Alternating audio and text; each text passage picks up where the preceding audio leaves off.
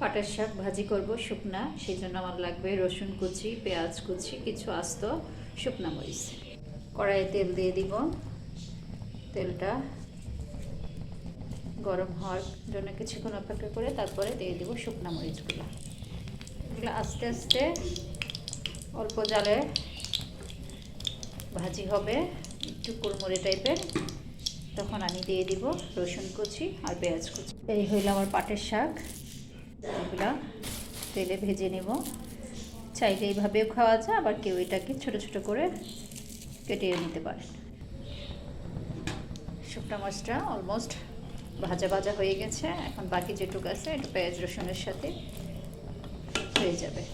এখন আমি এই পর্যায়ে রসুন আর পেঁয়াজগুলো দিয়ে দিব। এখানে রসুনের পরিমাণটাই একটু বেশি দিতে হয়, কারণ রসুনটা যখন ভাজা ভাজা হয়ে যাবে তখন খেতে এটা অনেক টেস্টি হয়। অল্প আছে রসুনটা ভাজা ভাজা হবে। পেঁয়াজটাও বেরেস্তা টাইপের হবে।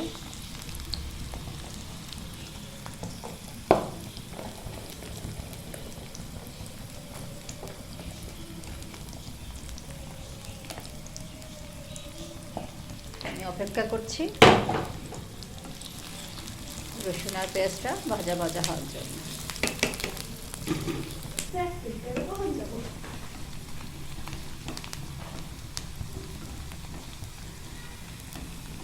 আর একটু সময় লাগবে, রসুনটা পেঁয়াজটা কুড়মুড়ে হবে।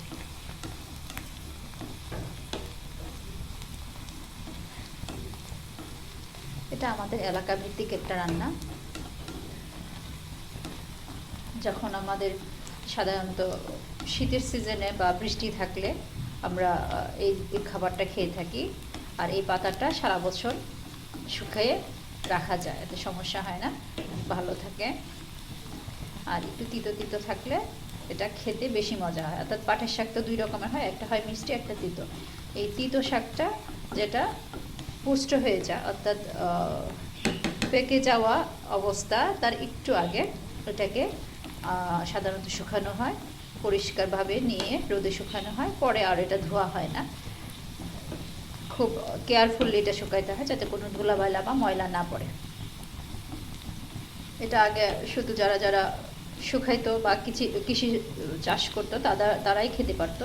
তো এখন আবার এগুলা কিনতেও পাওয়া যায়। তো স্পেশালভাবে ময়মনসিংহে এটা পাওয়া যায়, আর অন্য কোথাও আমার জানা নাই পাওয়া যায় কি না। আমরা যারা ময়মনসিংহের বাসী তারা সবাই জানি এটা অনেক টেস্টি একটা খাবার। আমার বাচ্চারা খুব পছন্দ করে, এবং আমার বড় মেয়ে তো সবসময় বলে, আম্মু এটা যেদিনে রান্না করো তুমি এত অল্প করে কেন করো, বেশি করে করো। আজকে আমি চেষ্টা করেছি, এখন দেখা যাক তাদের মনোপুত মনের পরিমাণ অনুযায়ী হয় কিনা। গরম ভাতের সাথে এই কুড়মুড়ে খাবারটা খেতে অনেক মজা হয়। আমাদের এলাকার লোকজন বলে যে মাংসর চেয়ে এটা বেশি মজা।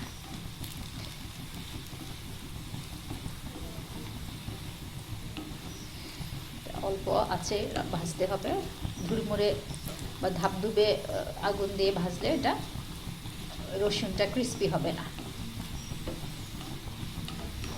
আর রসুনের উপকারিতা তো আছেই।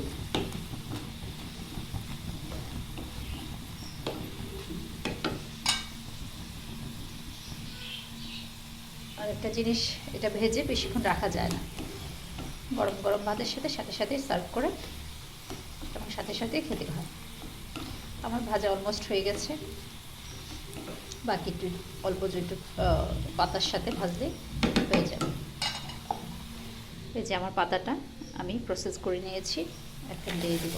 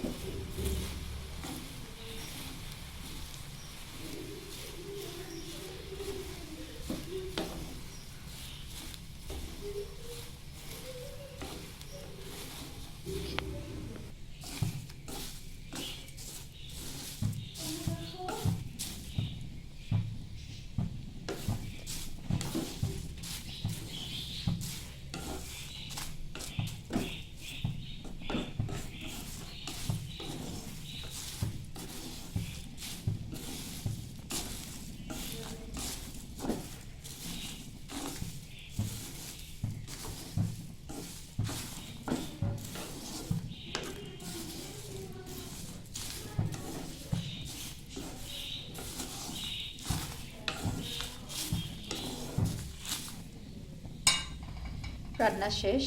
এই যে চাপ দিলে ভেঙে যাচ্ছে।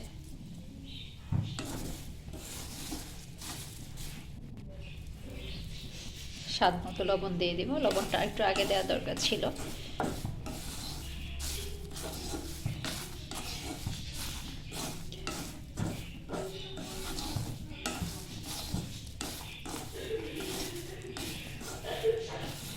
এটা আমি চুলার উপরেই রাখবো। খাওয়ার সময় টেবিলে নিয়ে যাব। খাওয়ার সময় বলতে এখনই নিয়ে যেতে হবে, কারণ বেশিক্ষণ থাকলে ক্রিসপি ভাতটা চলে যাবে, তখন আর খেতে মজা লাগবে না।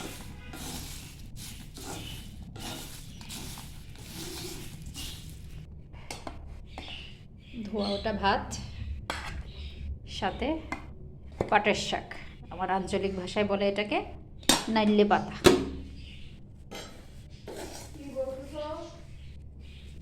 এটা একবার যে খাবে বারবার সে খাবে, এতটাই এটা মজার।